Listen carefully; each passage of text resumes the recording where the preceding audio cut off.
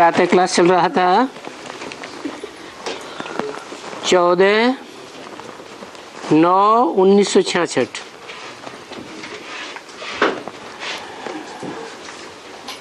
बुधवार को छठे पेज के मध्य में बात चल रही थी। वो लौकिक बाबा तो तुमको गटर में डालते हैं और ये बाबा आकर के तुमको गटर से एकदम निकाल देते हैं। कितने जन्म के लिए? 21 जन्म के लिए निकाल देते हैं। वो बाबा जन्म भाई जन्म तुमको भी कार में ले जाते हैं,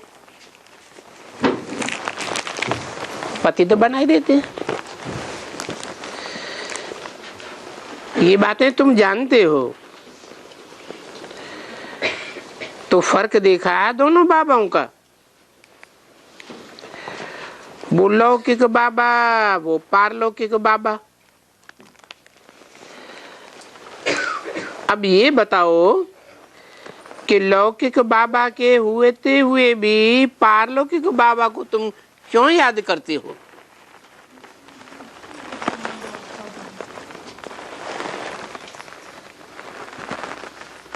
कोई तो कारण होगा ना।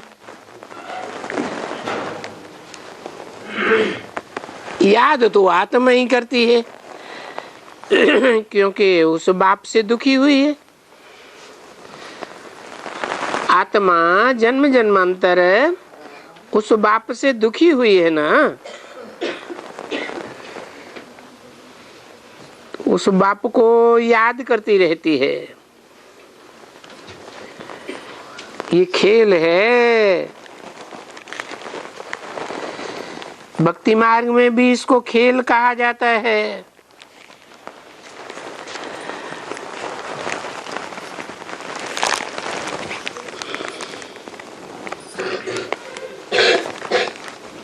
अभी जबकि तुम जानते हो कि आधा कल्प याद करते करते बबूलनाथ बाबा तो आते ही हैं।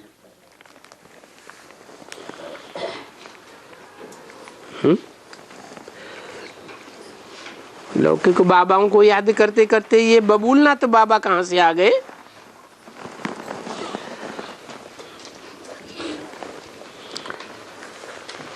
वो तो शिव जयंती मनाते ही हैं बरोबर।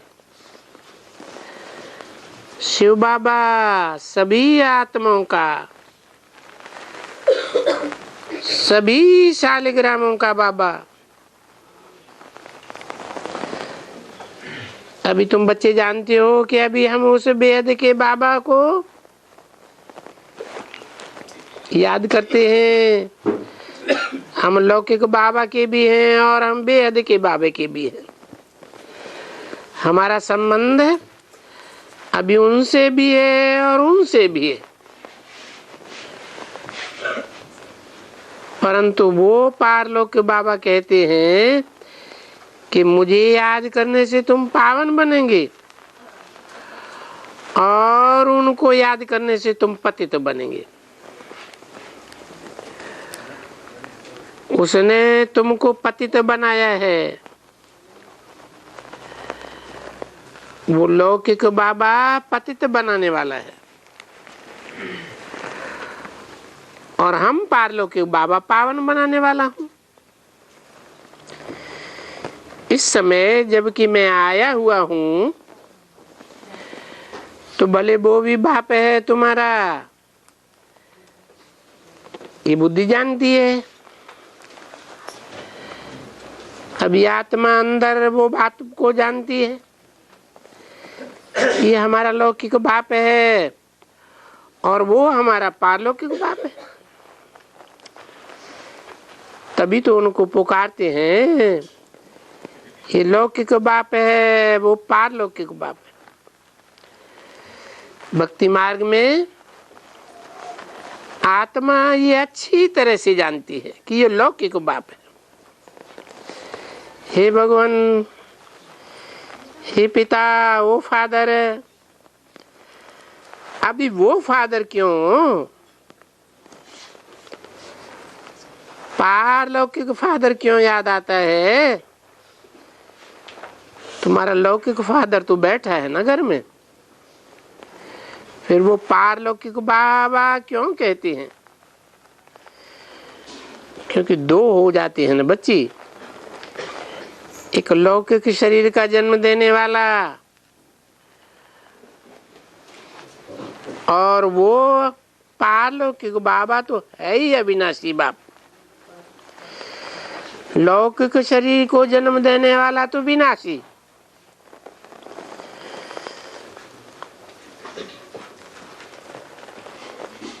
अभी वो पारलौकिक बाबा कब आते हैं? जो आकर के हेवन स्थापन करते हैं। कब आते हैं? जो आकर के नई दुनिया स्थापन करते हैं। जरूर नई दुनिया होगी। नई दुनिया से पहले पतित पुरानी दुनिया होगी।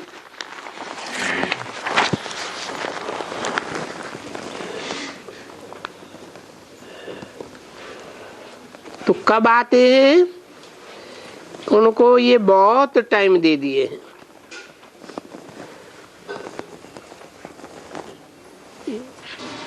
वो बेचारे बिल्कुल घोर अंधियारे में पड़ गए हैं।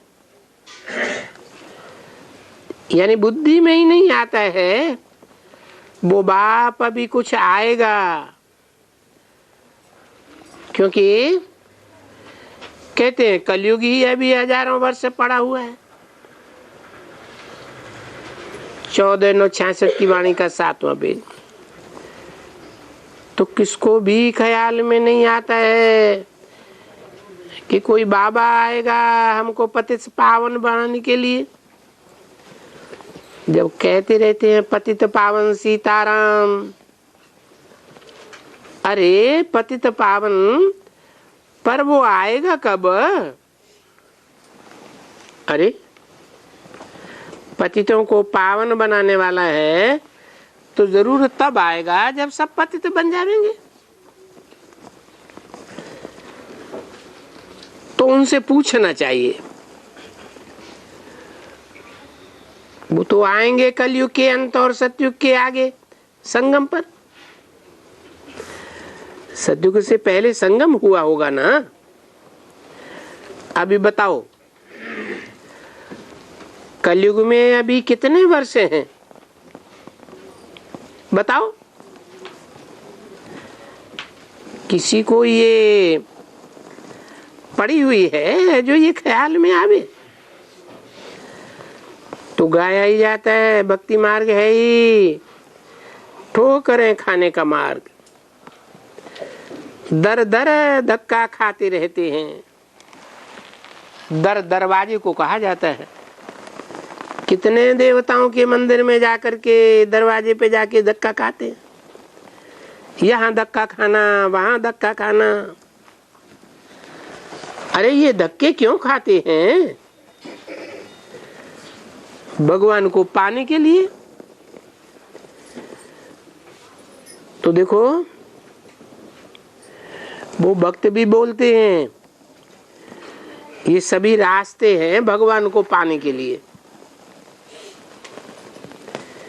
अरे भगवान कोई पहाड़ी पर बैठा है, जिधर से चाहो उधर से चढ़ जाओ। देखो जब कोई बहुत भक्ति करते हैं तो भगवान मिलते हैं। अच्छा भक्ति का फिर हिसाब क्या है? सबसे जास्ती भक्ति कौन करते हैं? क्योंकि भक्ति करने वाले हिसाब तो जानते नहीं।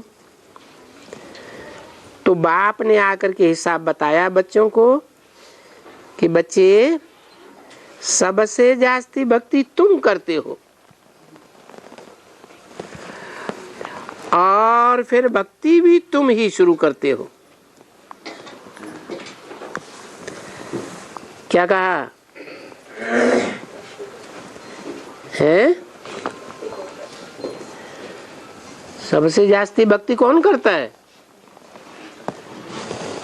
अरे द्वापर में किसने भक्ति शुरू की? कोई ने भक्ति शुरू की या नहीं? किसने की है?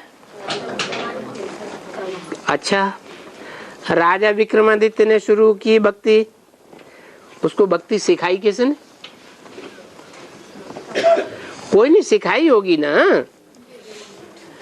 क्योंकि द्वापर युग से राजा हैं तो पतित बुद्धि हो जाते हैं, उनको अपनी अकल तो रहती नहीं, वो तो गुरु कर लेते हैं, तो जरूर उनके गुरु ने सिखाई होगी।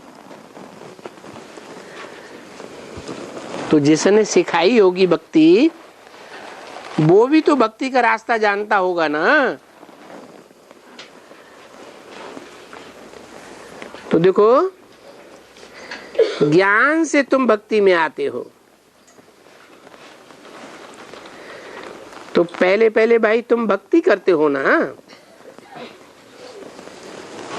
तो जो पहले पहले भक्ति करते हैं, ज्ञान भी किनको मिलना चाहिए है? जो ज्यादा भक्ति कर नहीं, ज्यादा भक्ति करते हैं उनको ज्यादा ज्ञान मिलना चाहिए, लेकिन जो पहले भक्ति करते हैं उनको पहले ज्ञान मिलना चाहिए। तुम ही पहले पहले ज्ञान मिलना चाहिए। देखो, बड़ा आदमी होता है, प्राइम मिनिस्टर है, उनकी बंगले देखो कितने फर्स्ट क्लास हैं। चीफ मिनिस्टर है, प्रेसिडेंट है, राजा है, रानी है, उनके बंगले देखो कैसे फर्स्ट क्लास होते हैं।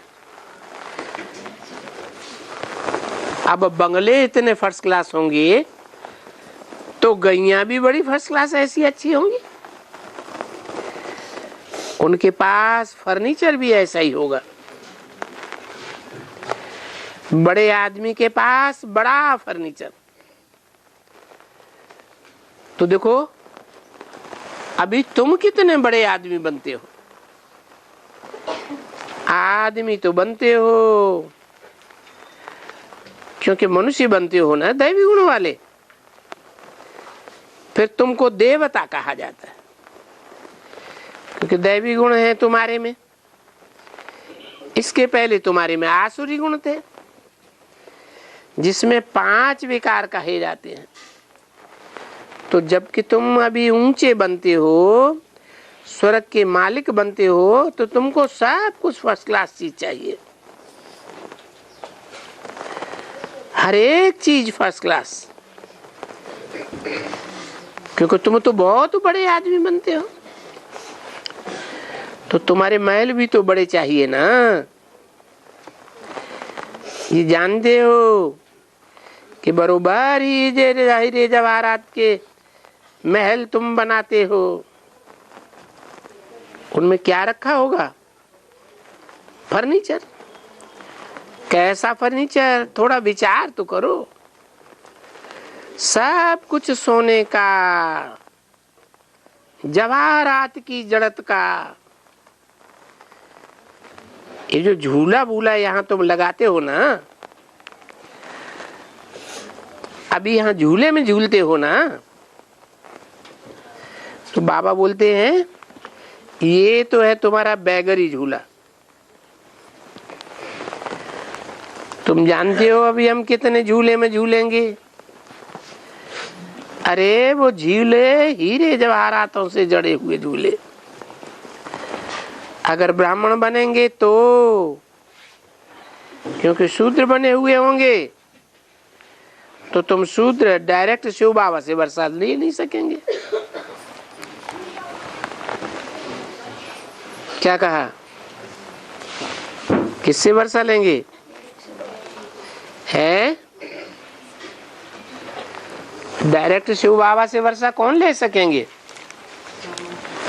जो ब्राह्मण पक्के बनेंगे तो बाबा से डायरेक्ट वर्षा ले सकते। जब तलक ब्राह्मण नहीं बने,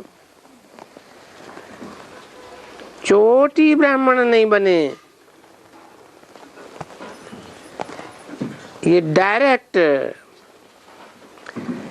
तो आकर के बाप से वर्षा ले नहीं सकते, क्योंकि यज्ञ है, ये यज्ञ है ना बच्ची। तो यज्ञ में ब्राह्मण जरूर चाहिए, यज्ञ हमेशा ब्राह्मणों का होता है। तो इसको ही कहा जाता है रुद्र ज्ञान यज्ञ। किसका ज्ञान यज्ञ? रुद्र को जनेऊ होगा ना, ब्राह्मण होगा या शूद्र होगा? रुद्र जरूर ब्राह्मण होगा, उनको ही ज्ञान का सागर कहा जाता है।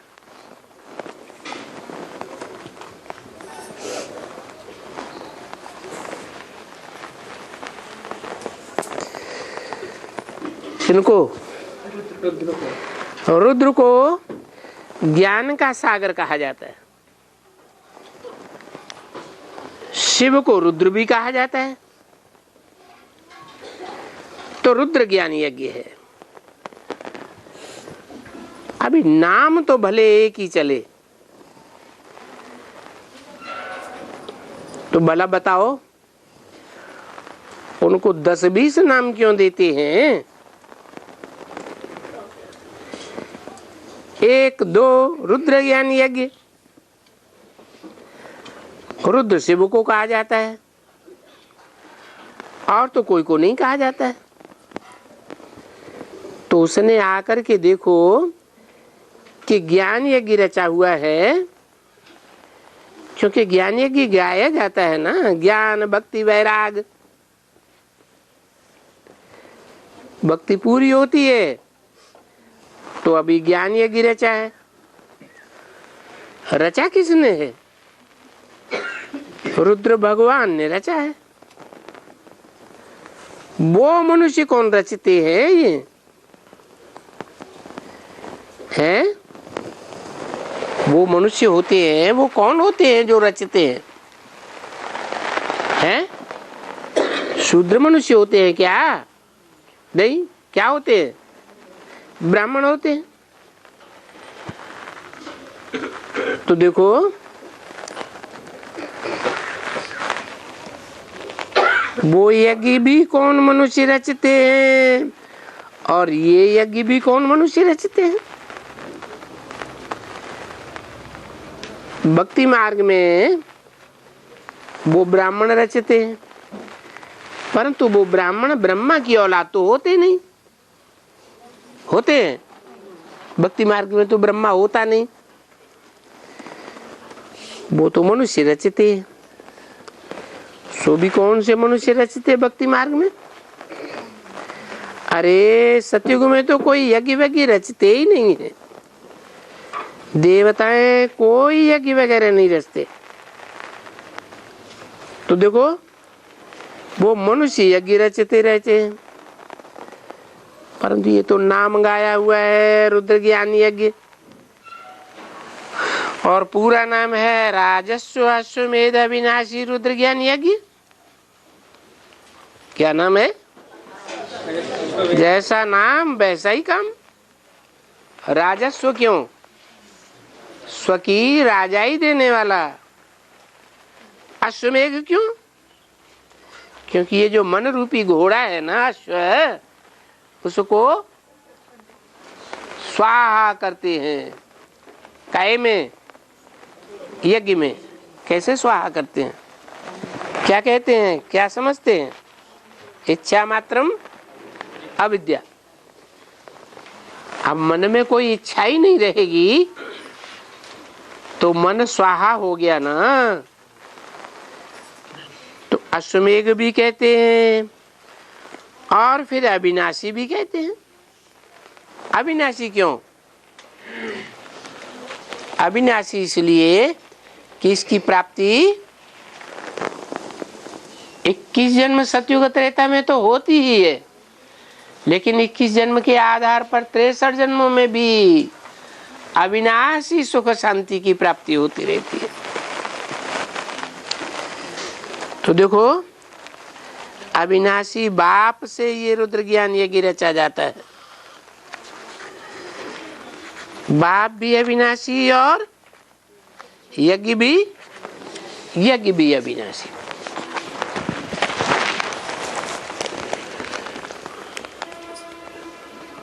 चौदह 966 की वाणी का 8वां पेज। तो ये गाया हुआ है रुद्र ज्ञान यज्ञ, ये गाया जाता है ना।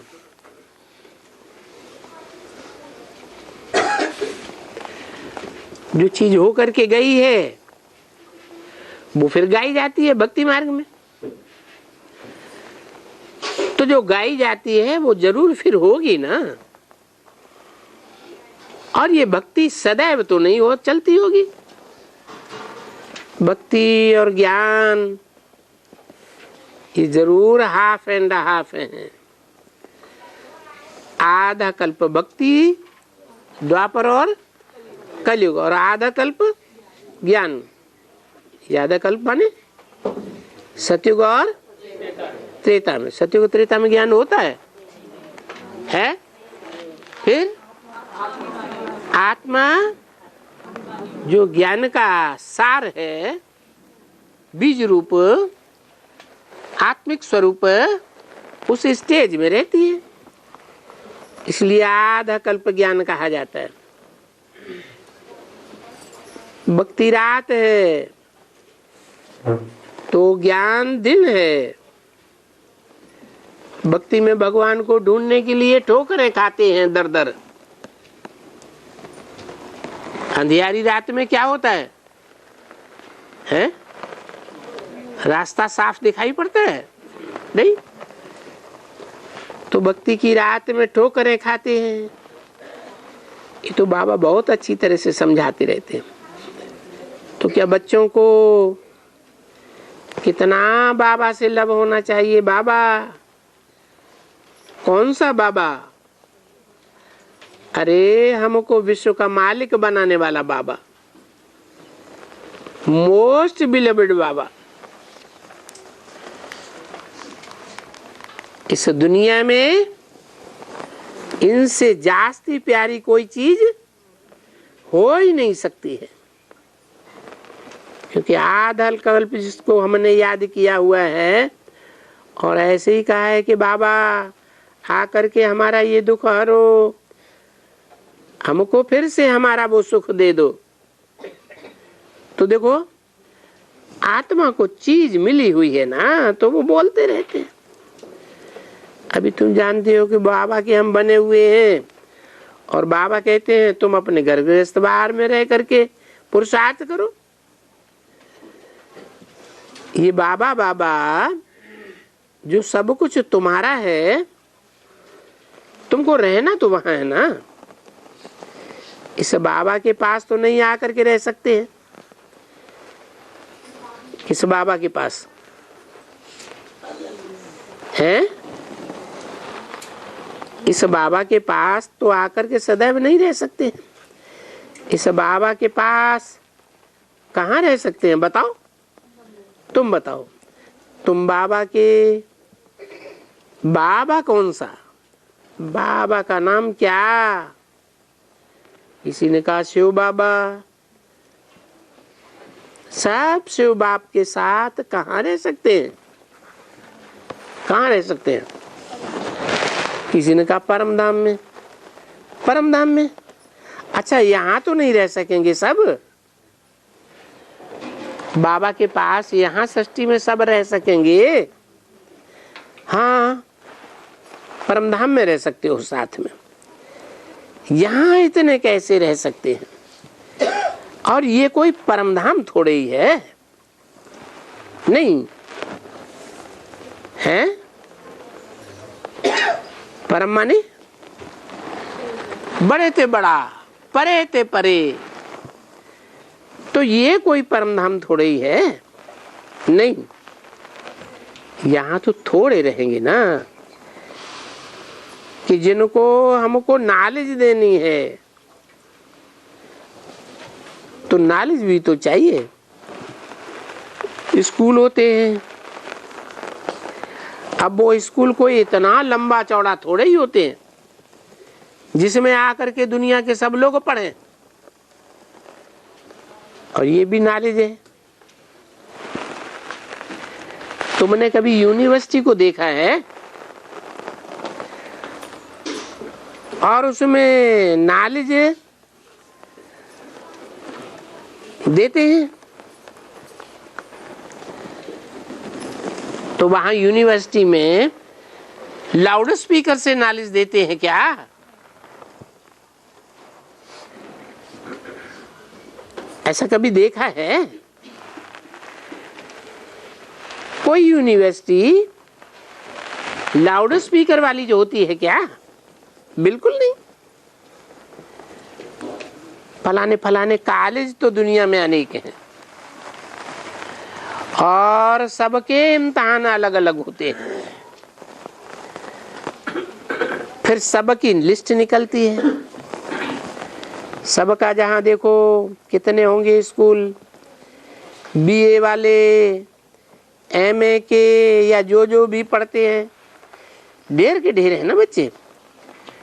तो ये भी ढेर बच्चे होते हैं और बाप बैठ करके बच्चों को पढ़ाते हैं और बच्चे फिर औरों को पढ़ाते रहते हैं। क्या कहा? बाप कौन से बच्चों को पढ़ाते हैं? हैं? और बच्चे किन को पढ़ाते रहते हैं? अरे बाप दुनिया भर के बच्चों को तो नहीं पढ़ाते होंगे, थोड़े बच्चों को पढ़ाते होंगे। तो बाप जिन बच्चों को पढ़ाते हैं बैठ करके, वो कौन से बच्चे हैं?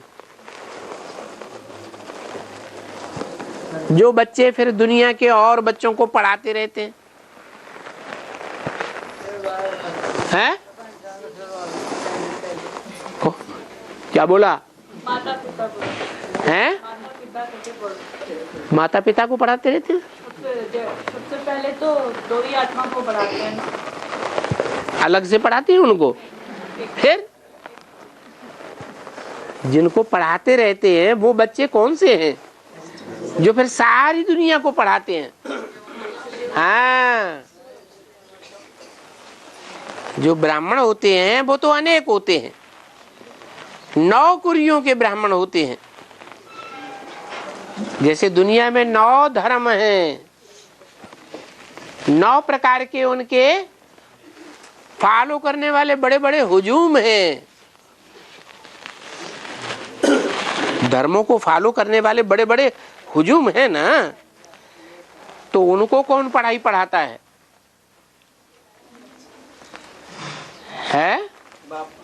नहीं। सारी दुनिया के जितने धर्म हैं उन धर्म के फॉलोअर्स को बाप पढ़ाई पढ़ाते हैं। मना जो सूर्यवंशी तुम बच्चे हो, वो ज्ञान सूर्य की औलाद, ज्ञान सूर्य से तुम पढ़ाई पढ़ते हो और बाकी सारी दुनिया को तुम बैठ करके पढ़ाते हो। तुम चंद्रवंशियों को भी पढ़ाएंगे। क्या बोला था व्यक्तवाणी में? हैं? व्यक्तवाणी में बोला था तुम बच्चे यज्ञ के आदि में भी इन दीदी दादी दादाओं का श्रृंगार किया था। आदि में हुआ सो अंत में भी होगा। आदि में गुण रत्नों से तुमने श्रृंगार किया था, अब अंत में ज्ञान रत्नों से श्रृंगार करेंगे। तो देखो वो दीदी दादी दादाएं ज्ञान सूर्य को जानते हैं?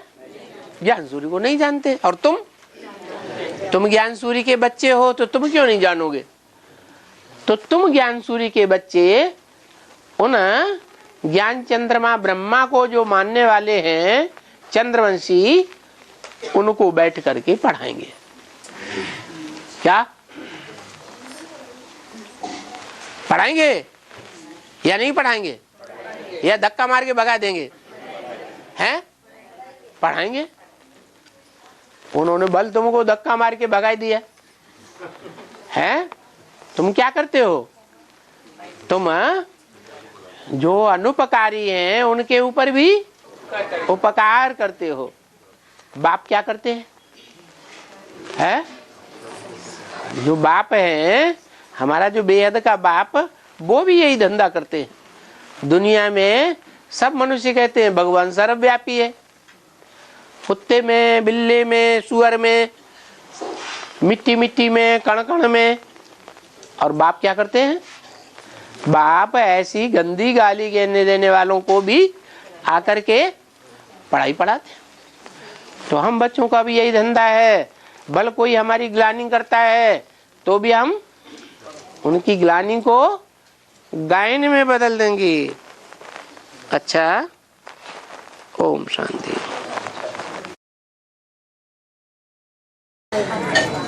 हाँ जी।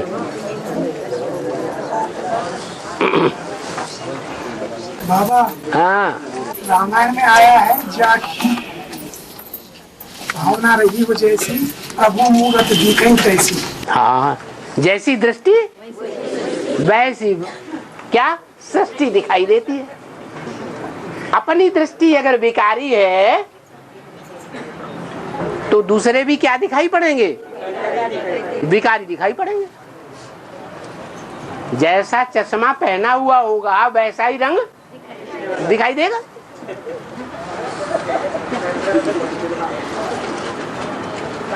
तो तुमने जो चश्मा पहना हुआ है वो ज्ञान सागर बाप का चश्मा पहना हुआ है, और उन तथाकथित ब्राह्मणों ने जो चश्मा पहना हुआ है रावण का चश्मा है, वैसी सृष्टि दिखाई देती है। भगवान आकर के जो सृष्टि रचते हैं वो सृष्टि भी उनको कैसी दिखाई देती है? वैसी दिखाई देती है। तो जाकी रही भावना जैसी, प्रभु मूर्ति देखी तिन तैसी। प्रभु माने भगवान, बाप जब असल में ओरिजिनल रूप में इस सृष्टि पर आते हैं तो उनको भी वो क्या समझते हैं? ये शंकर पार्टी है, बहुत विकारी है, और इनका बाप तो महाविकारी है। तो प्रभु मूर्ति तिन देखी तैसी, ये रामायण में लिखा है, हम नहीं कहते हैं। और हाँ, अभी आपके पार्लर में आए हैं। हाँ, तो हमारी कर्मा की व्यवस्था हो सकती है? हो सकती है। देर से आए हैं तो हमारी कर्मा की व्यवस्था होगी क्या? बोले देर से आए हैं तो देर से आए। ऐसे ही बार बार आते रहेंगे देर से तो हो सकता है देर से हो।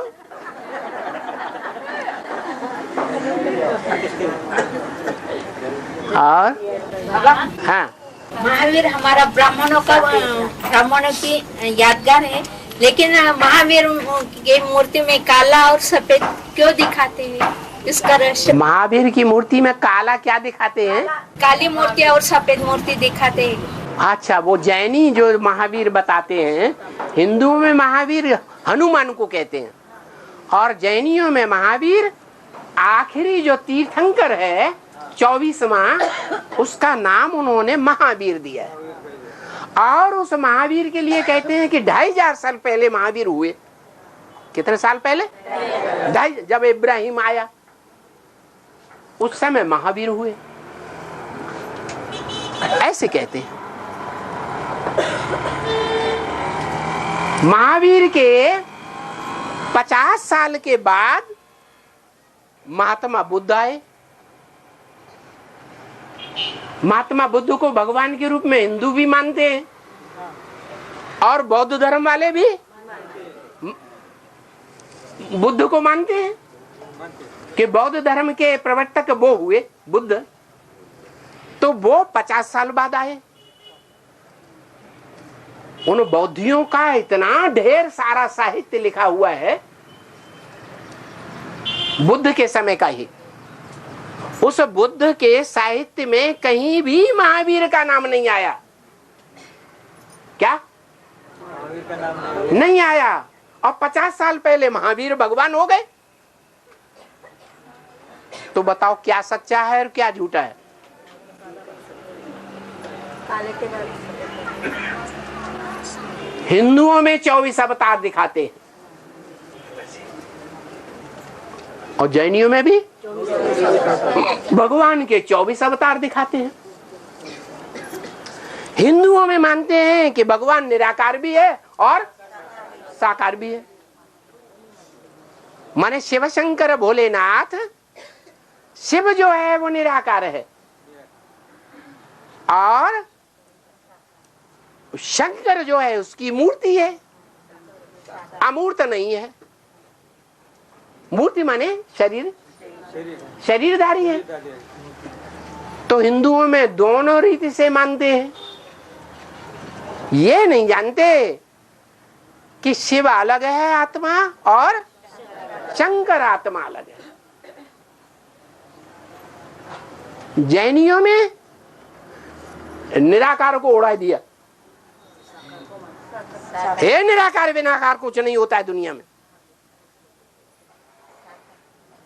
महात्मा बुद्ध ने आत्मा का भी कोई विश्लेषण नहीं किया, स्वर्ग का भी कोई विश्लेषण नहीं किया। स्वर्ग कोई अलग होता है मानते ही नहीं। बौद्ध भी नहीं मानते। जैनी क्या मानते हैं? निराकार नहीं होता, मनुष्य ही पुरुषार्थ करके क्या बन जाता है? भगवान बन जाता है। अब बताओ, आत्माएं सब अलग अलग हैं कि एक ही आत्मा है? अलग अलग भगवान है। तो क्या 24 भगवान है? सत्य एक होगा या अनेक होंगे? सत्य तो एक ही होगा। तो महावीरों को बताया कि वो जो चित्र बनाते हैं तो उस महावीर को उन्होंने काला रंग भी दिखाया है। नंगी मूर्ति काले रंग की दिखाई जाती है और गोरे रंग की भी दिखाई जाती है। दिलवाड़ा मंदिर में जाके देख लो, तुमने देखा होगा सबने। गोरे रंग का भी श्वेतांबर मंदिर बना हुआ है, श्वेतांबर जैनियों का, और काले रंग का दिगंबर जैनियों का मंदिर बना हुआ है। अब ये यादगार कहाँ की है? अपने झाड़ के चित्र में बाबा ने जैन धर्म अलग से नहीं दिखाया, बौद्ध धर्म दिखाया, सब धर्म दिखाए, लेकिन जैन धर्म अलग से नहीं दिखाया। जैन का मतलब क्या है? जिन की औलाद है जैन। जिन को जिसने फॉलो किया वो क्या हुए? जैन। एक मात्रा बढ़ती है बच्चे के अर्थ में, फॉलोअर के अर्थ में। जिन का अर्थ होता है जित, जीतने वाला। इंद्रियों को जीतने वाले को जिन कहा गया। अब पता लग गया होगा कि जिसको वो महावीर कहते हैं या ऋषभदेव कहते हैं या कंपिल का विमल देव स्वामी कहते हैं, वो कोई भी 24 तीर्थंकरों में से कोई अलग अलग भगवान नहीं है। एक ही भगवान के अनेक रूप दिखा दिए। वास्तव में एक ही भगवान है और वो भगवान महावीरता करके दिखाता है। छोटी मोटी वीरता नहीं, महान वीरता करके दिखाता है। इसलिए नाम जैसा काम वैसा नाम। तो जैनियों में दो प्रकार के जैनी हैं। जैसे हमारे ब्राह्मणों की दुनिया में एक सफेद पोष ब्राह्मण है, वो सफेद ही कपड़े पहनते हैं क्या, और उनके जो भगवान हैं उनको भी ब्रह्मा को सदैव सफेद कपड़े ही दिखाए जाते। तो उनकी यादगार है श्वेतांबर जैन नियों ने दिखाई है सफेद कपड़े वाले महावीर। और एडवांस पार्टी वाले जो हैं, जिनको प्रजापिता ब्रह्मा कुमार कुमारी कहे जाता है, वो ऊंची स्टेज के हैं या नीची स्टेज के हैं? कैसे ऊंची स्टेज के हैं? हाँ, वो अपन को निराकार आत्मा समझते हैं और आत्मा के बाप शिव को जो ज्ञान का पुंज है अखूट और जो योग का पुंज है अखूट उसको भी निराकार समझते हैं। वो निराकार बाप जिसमें प्रवेश करता है वो बड़े से बड़ा कामी कांटा बनता है। नंबर 1 कामी कांटा काला। तो उसकी भी यादगार होनी चाहिए या नहीं होनी चाहिए? वो है काला भूत जिसके मंदिर ऊपर में दिखाए जाते हैं। जहां दिगंबर जैनियों के मंदिर होंगे वो ऊंची स्थान पर होंगे। दिलवाड़ा मंदिर में भी ऐसे ही ऊंची पहाड़ी पर काली मूर्तियों का मंदिर रखा हुआ है और नीचे सफेद मूर्तियों का मंदिर। ब्रह्मा कुमारियों की ऊंची स्टेज कहेंगे तथाकथित की या नीची स्टेज कहेंगे? नीची स्टेज। ज्ञान में भी नीची स्टेज, याद में भी नीची स्टेज, सेवा में भी नीची स्टेज। तो देखो ज्ञान की धारणा में भी नीची स्टेज होगी या ऊंची स्टेज होगी? नीची स्टेज है तो उनको नीचे दिखाया जाता है। महावीर स्वामी को भी नीचे दिखाया गया और जो मूर्तियां मंदिर में आसपास रखी हुई हैं वो नीचे रखी हैं या पहाड़ पे रखी हैं? नीचे रखी है। तो काली मूर्ति भी दिखाते हैं और सफेद मूर्ति है। एक ही भगवान, वो एक भगवान जब नीचा पुरुषार्थ करने वाले में प्रवेश करता है, माने ज्ञान चंद्रमा में प्रवेश करता है, तो सफेद मूर्ति दिखाई गई है। क्यों सफेद? इसलिए दिखाई गई है कि चंद्रमा ठंडा होता है या गर्म होता है? शीतल। चंद्रमा शीतल होता है और सूर्य गर्म होता है। जो शीतल होता है उसकी इंद्रियां भी कैसी होती हैं? शीतल होती हैं। और जो गर्म प्रदेश का होता है उसका दिमाग भी, उसका मन भी और इंद्रियां भी गर्म। तो जहां ज्यादा गर्मी होगी विकारों की, और दुनिया में विकारों की गर्मी बढ़ती जाती है, सतयुग आदि से लेकर कलयुग अंत तक कि घटती जाती है, बढ़ती जाती है। तो मारी गर्मी के वो काली मूर्तियां हो गई हैं, बहुत पतित हो गई। इसलिए शिवलिंग को भी काला बनाते हैं, कृष्ण को भी काला दिखाते हैं, राम को भी काला दिखाते हैं, जगन्नाथ को भी, श्रीनाथ को भी काला दिखाते हैं। तो जैनियों में आज भी यादगार दिखाई जा रही है। यादगार देहधारियों की दिखाई जा रही है। महिमा काला और गोरा सफेद या निराकार की दिखाई गई है? निराकार काला बनता है, देहधारी की महिमा दिखाई गई। और बाबा, हाँ, ये अंडरलाइन कर रहे हैं आप और ये लिख रहे हैं, तो इसका क्या अर्थ है? इसका खास अर्थ है। हाँ, और हाँ, जगन्नाथपुरी में हर 12 साल के बाद में नई मूर्तियां बनाते हैं। हाँ, इसका राज क्या वेद में इसकी? हाँ, देखो 76 में मूर्ति बनी, कोई मूर्ति की प्रत्यक्षता होती है? हैं? होती है। फिर 12 साल के बाद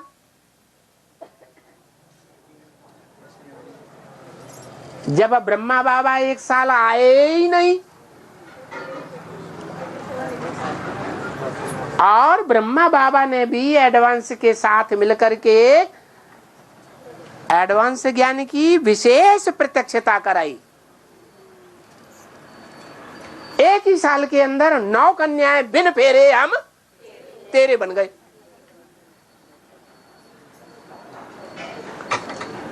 तो 12 साल के बाद प्रत्यक्षता हुई या नहीं हुई? हुई।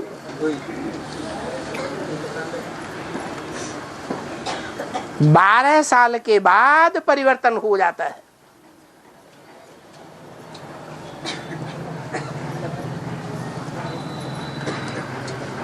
द्वापर युग की शूटिंग में भी ऐसे ही हुआ जैसे त्रेता युग की शूटिंग में होता है।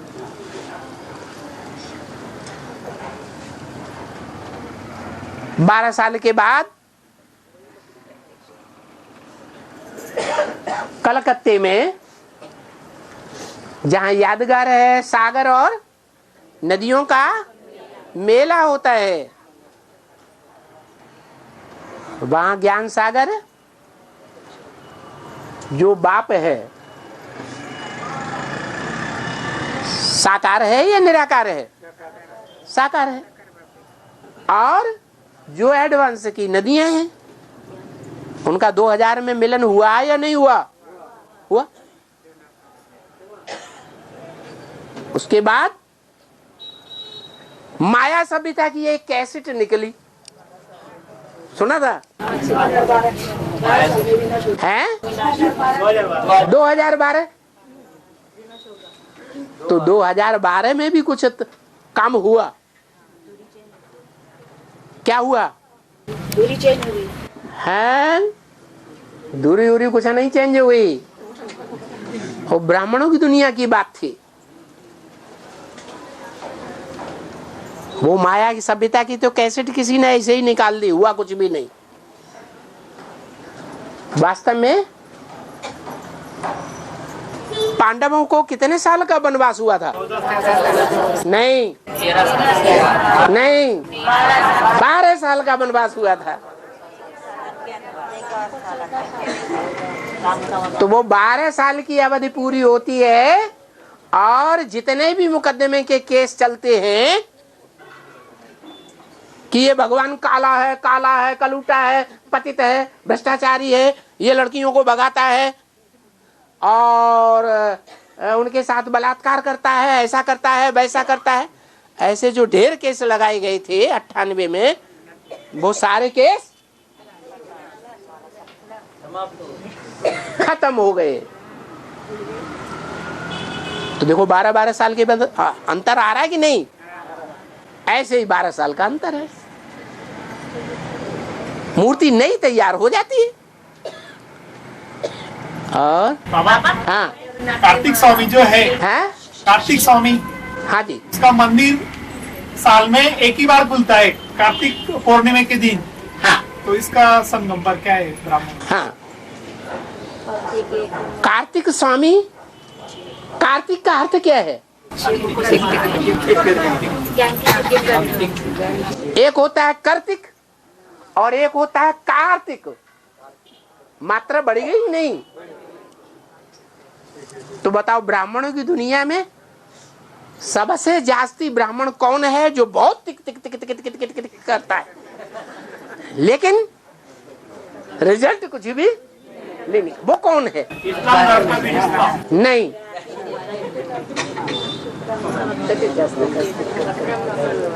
ब्रह्मा बाबा। ब्रह्मा बाबा बहुत टिक टिक कहाँ करता है? राम बाप। हाँ, ये 76 से लेकर के और 2036 तक ये टिक टिक ही चलती नहीं। जब तक प्रत्यक्षता नहीं होती है शिव बाप की, तब तक टिक टिक ही टिक टिक चलती रहती। तो शंकर हुआ ज्ञान की टिक टिक करने वाला, और उसका बच्चा हुआ कार्तिक। कार्तिक की औलाद कार्तिक, वसुदेव की औलाद वासुदेव। एक मात्रा बच्चे के अर्थ में बढ़ जाती है। तो वो कार्तिक जो है वो शिव बाबा की पहली औलाद है। गणेश दूसरी औलाद है। रामायण में भी राम भगवान के कितने बच्चे दिखाए? एक लब, लब माने प्यार। प्यार देह के साथ किया जाता है या बिना देह के प्यार किया जाता है?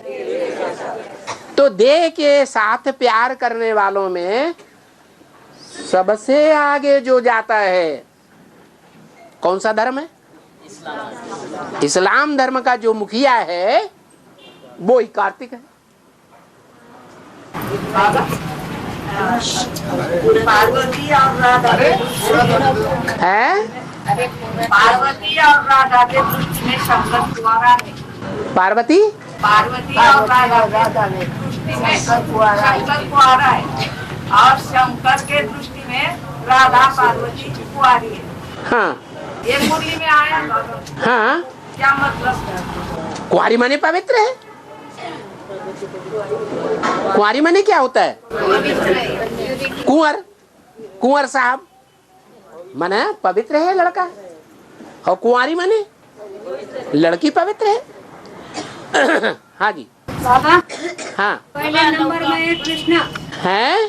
पहला नंबर है कृष्णा, कुमार है इसलिए उसकी महिमा जास्ती है। हाँ, कौन सा कृष्ण? कौन सा कृष्ण? वो कौन सा कृष्ण है? सतयुग का है या त्रेता का है, द्वापर का है? हैं?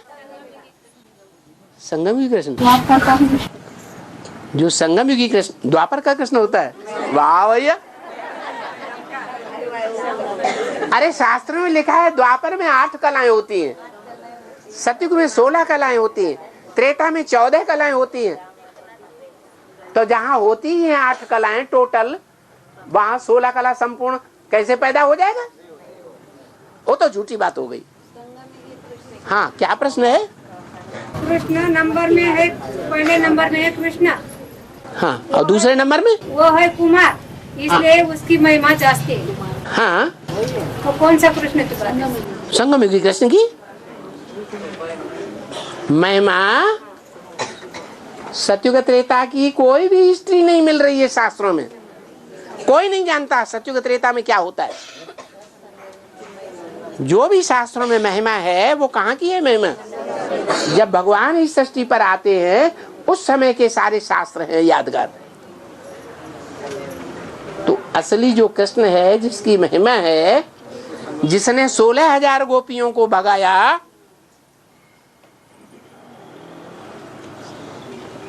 वो संगम युगी है या सतयुगी है? सतयुग में जो कृष्ण पैदा होगा, उसने 16,000 को भगाया था कभी? कितनों को भगाया है? 300-400 को भगाया। अरे बाबा कहते हैं ये सारी है प्रजापिता ब्रह्मा की कहानी। गोपियों को भगाया, मक्खन चुराया, ये सारी किसकी कहानी है? प्रजापिता की, यज्ञ के आदि की कहानी है। उन्होंने नाम किसका डाल दिया? कृष्ण उर्फ ब्रह्मा का नाम डाल दिया। और बाबा मैं इधर नीचे नहीं यहाँ बाबा। हाँ, बाबा मुस्लिम लोग ऐसा अपन ऐसा पढ़ते, मुस्लिम ऐसा उल्टा क्यों पढ़ते बाबा? है मुस्लिम लोग ऐसा उल्टी लाइन क्यों पढ़ते? उल्टा उल्टा अपन ऐसे सीधे पढ़ते हैं ना वो मुस्लिम लोग। हाँ, वो लाइन वो सीधे तरीके से पढ़ते हैं, वो उधर से पढ़ते हैं। हाँ, तो इसका रास्ते बता रहे। वो सारा ही उल्टा समझते हैं।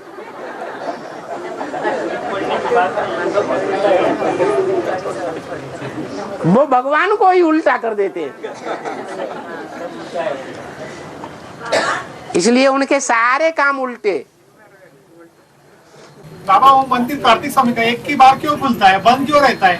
हाँ, वो मंदिर कहाँ है पता है? ओ कर्नाटक में है। कर्नाटक में नहीं है, भगवती में, पूना में नहीं है। बस इतना ही पता है मुझे। उनका मंदिर जो है, उन्होंने दक्षिण में जाकर के, ठेठ दक्षिण में जाकर के वहाँ अड्डा जमाया था।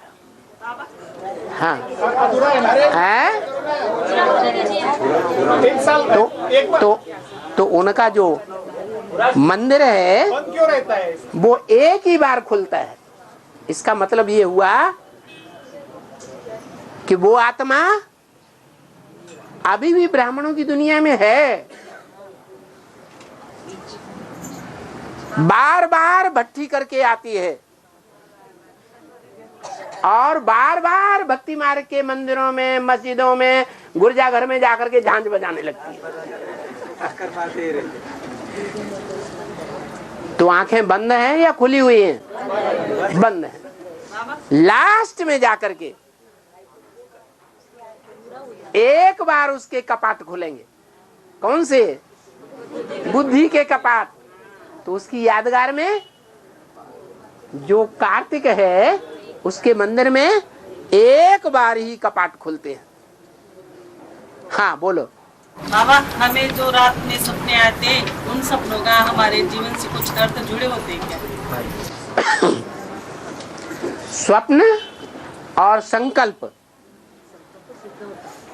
मनुष्य के प्रैक्टिकल जीवन से जुड़े हुए होते हैं। बाबा ने कई बार मिसाल दिया।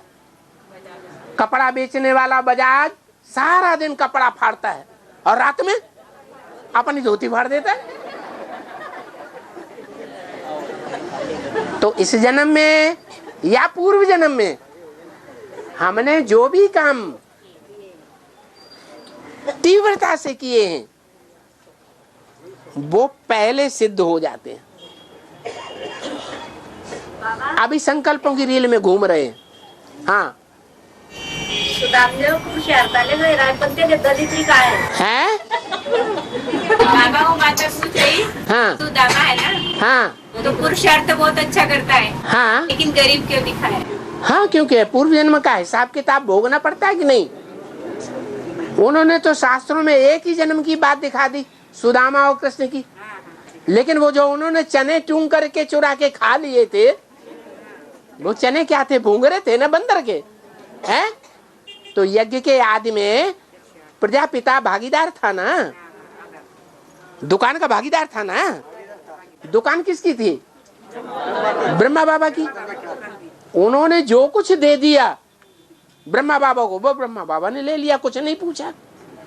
और जो ले लिया और उसके बाद जो बचा वो भी भागीदार ने यज्ञ में अर्पण किया है, लेकिन कंट्रोल करके बैठ गया।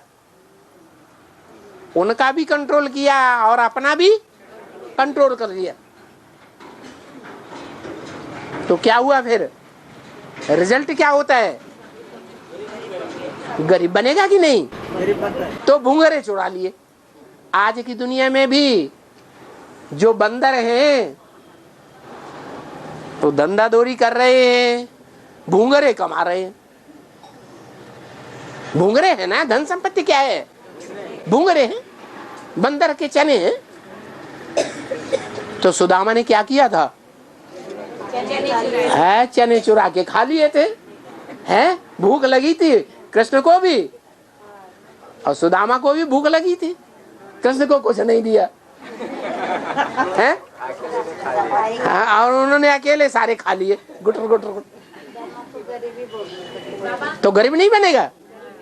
हाँ तो यहाँ भी सु माने सुंदर, दम माने धन संपत्ति। जिसके पास ज्ञान की सुंदर धन संपत्ति है उसका नाम क्या हुआ? सुदामा। यज्ञ के आदि में धन संपत्ति सुंदर थी कि नहीं? ब्रह्मा बाबा को अपने साक्षात्कारों का अर्थ पता चला? नहीं पता चला। किसको पता चला? सुदामा को पता चला।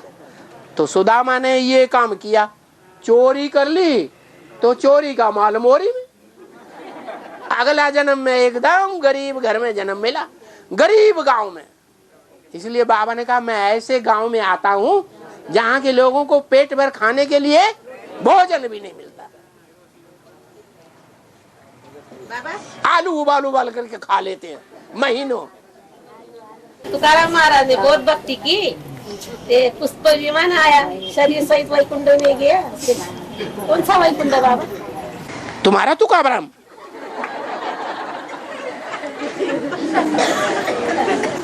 तुकाराम आया या बेतुकाराम आया?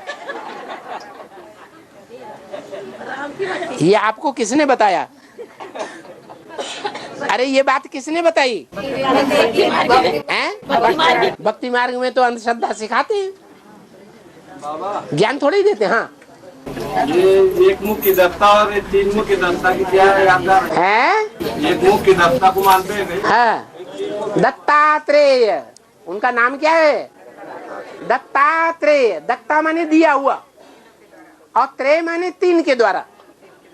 माने यज्ञ के आदि में शिव बाप जब आते हैं तो कितनी मूर्तियों के साथ आते हैं? 3 मूर्तियों के साथ आते हैं।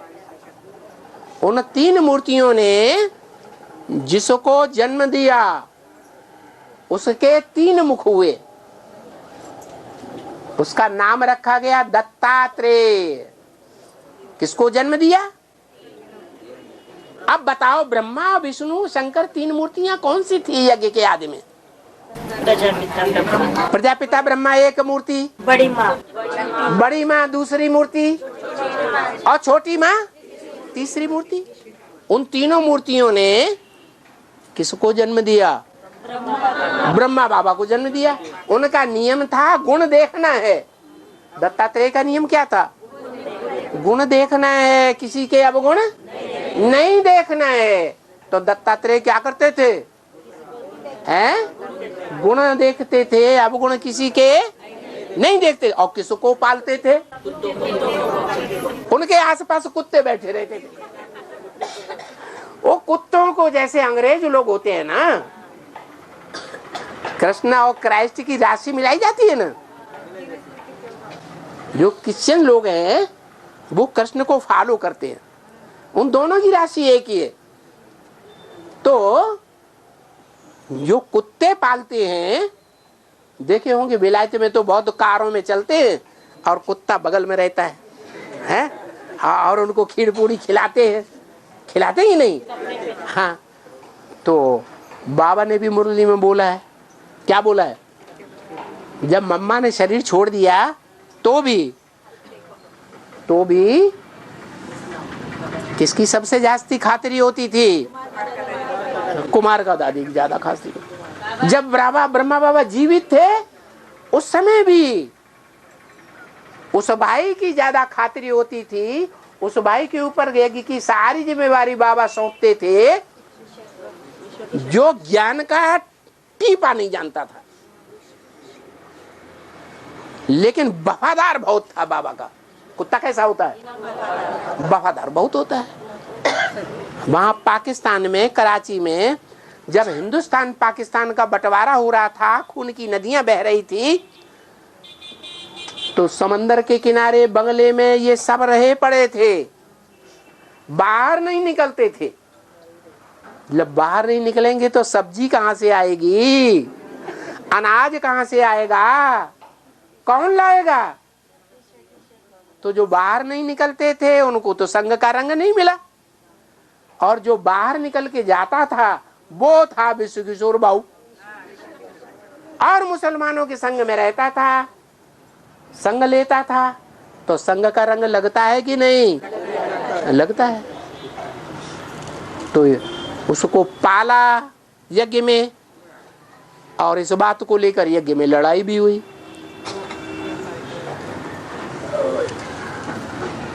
और बाबा, हाँ, मुस्लिम लोग मक्का को जाते हैं, मक्का मदीना को जाते हैं, तो उनका तर्पण साथ में ले जाते हैं। क्या ले जाते? हाँ, साथ में ले जाते हैं। हाँ, और वो तो भगवान समझ के वो करने जाते हैं, तो उनको वापिस आने की गारंटी नहीं रहती है, तो जाते समय खाना खिलाते जाते हैं। हाँ, तो उसका आज जो आतंकवादी हैं कौन से धर्म के हैं? इस्लाम धर्म के। वो इतने पक्के मजबूत होते हैं अपने धर्म के कि जहां कहीं जाते हैं, लड़ाई के लिए मान लो जाते हैं, तो क्या सोच के जाते हैं? मर के आएंगे, लेकिन मार के आएंगे। तो ऐसी उनकी सेना है, सारी सेना ऐसी है। इसलिए बाबा ने कहा है सबसे पहले कौन मरेंगे? ये इस्लाम ही मरेंगे। हाँ, अपने हिंदुस्तान के अंदर 12 ज्योतिर्लिंग है। हाँ जी। उसमें से 5 ज्योतिर्लिंग महाराष्ट्र में है। हाँ जी। इसकी क्या महिमा है? महाराष्ट्र की क्या महिमा है? महान राष्ट्र। 5 ज्योतिर्लिंग महाराष्ट्र के अंदर है। कैसा राष्ट्र है? महान है। भारतवासी कहते हैं भारत देश महान। अच्छा, जो महान होगा वो खंडित होगा या अखंड होगा? सारे जितने भारत के राज्य हैं, यूपी हो या मध्य प्रदेश हो, बिहार हो, ढेर सारे राज्य हैं, सब खंडित हो रहे हैं, तो महान है? वो तो महान नहीं कहे जाएंगे। और महाराष्ट्र, महाराष्ट्र खंडित नहीं हुआ, अखंड है अभी भी। हाँ बाबा, लेकिन उसकी यादगार क्या है बताओ ना। अरे यादगार दिखाई दे नहीं अब तो पता नहीं चला भारत अखंड है? महाराष्ट्र और गुजरात तो एक ही था। अपनी माउंट आबू भी तो महाराष्ट्र का ही भाग था, लेकिन जब उसकी फाड़नी हुई तो उसमें 2 भाग हो गए, गुजरात और महाराष्ट्र। जब से भारतवासियों को स्वतंत्रता मिली तब से लेकर बात करो। हाँ ठीक है, लेकिन उससे पहले की बात मत करो। स्वतंत्रता में महाराष्ट्र का खंडित हुए ना। हाँ जी। 52 में। तो गुजरात का मतलब है जिसकी अज्ञान की रात गुजर गई। तो जरूर जिसकी अज्ञान की रात गुजर गई वो कहाँ पैदा हुआ होगा? महाराष्ट्र, गुजरात में पैदा हुआ है। भूल गए? पहला मंदिर कौन सा है? सोमनाथ मंदिर। वो महाराष्ट्र में है या गुजरात में है? संयुक्त महाराष्ट्र में है। अरे 5 और 6 और 8 की बात नहीं है। पहला मंदिर कौन है? बड़ा से बड़ा कौन है? फिर सोमनाथ मंदिर है। बड़ा भाई बाप समान कहा जाता है, छोटे भाई बाप समान नहीं कहे जाते हैं। लेकिन बाबा, किन न करो, टाइम हो गया। कोई सवाल तो पूरा कर दो। बाबा, गुजरात की देखो, लक्ष्मी भी गुजरात की है और बाबा भी गुजरात का है। जब सोमनाथ मंदिर गुजरात का है तो सोमनाथ मंदिर में जरूर सोमनाथ नहीं होंगे ना, कि महाराष्ट्र में होंगे? महाराष्ट्र का ही भाग हुआ ना। नहीं, सोमनाथ मंदिर जो है वो महाराष्ट्र के 5 जो ज्योतिर्लिंगम हैं उनसे बाहर है या महाराष्ट्र के अंदर है? तो फिर आज के महाराष्ट्र में अलग है, लेकिन संयुक्त महाराष्ट्र में ही है ना। फिर संयुक्त पहले तो सारा भारत ही एक था, इसकी क्या बात है? हाँ,